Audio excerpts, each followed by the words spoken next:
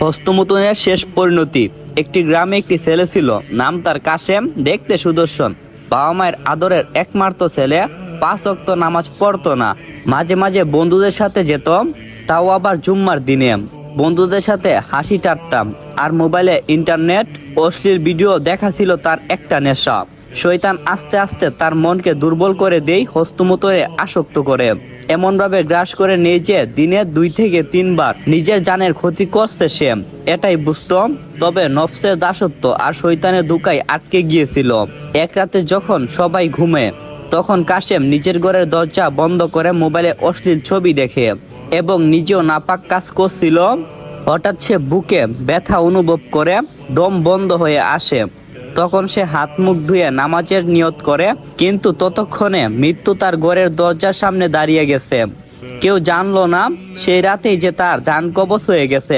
সকালে তার লাশ পাওয়া গেল বিছানার উপর, মুখটা যেন থুবড়ে গেছে, চোখ উপরের দিকে উঠে আছে, আর তার ডান হাতটি নিজের শরীরে এমন ভাবে পড়ছিল যা দেখে সবাই আটকে উঠে। হুজুর ডেকে এনে গোসল করানোর সময় দেখা গেল তার শরীর থেকে অদ্ভুত গন্ধ বের হচ্ছে।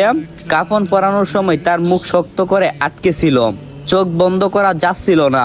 হুজুর বলল, যে ব্যক্তি দিনের পর দিন হারাম কাজে লিপ্ত হই, আল্লাহ তাআলা তার মৃত্যুকে অপমানজনক করেন, তবে কবরে এমন ভয়াবহ আযাব হবে যা চোখে দেখা সম্ভব না।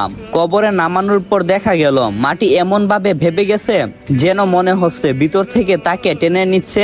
অনেকেই বুঝে গেল সে আল্লাহর গজবের শিকার হয়েছে।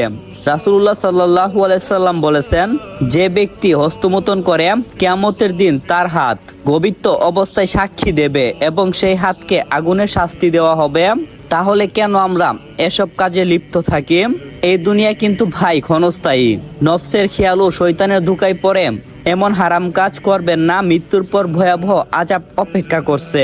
এখনই তওবা করে 5 ওয়াক্ত সালাত আদায় করেন, হারাম কাজ থেকে বের হয়ে আসেন, না হলে আল্লাহর গজব আর ভয়াবহ আগুনের সম্মুখীন করতে হবে আপনাকে। আপনি ফিরে আসেন হযরত মুহাম্মদ সাল্লাল্লাহু আলাইহি সাল্লাম এবং সকল নবীগণের দেখানো সেই পথে। এই ভিডিওটা আপনি আপনার সেই বন্ধুকে শেয়ার করেন।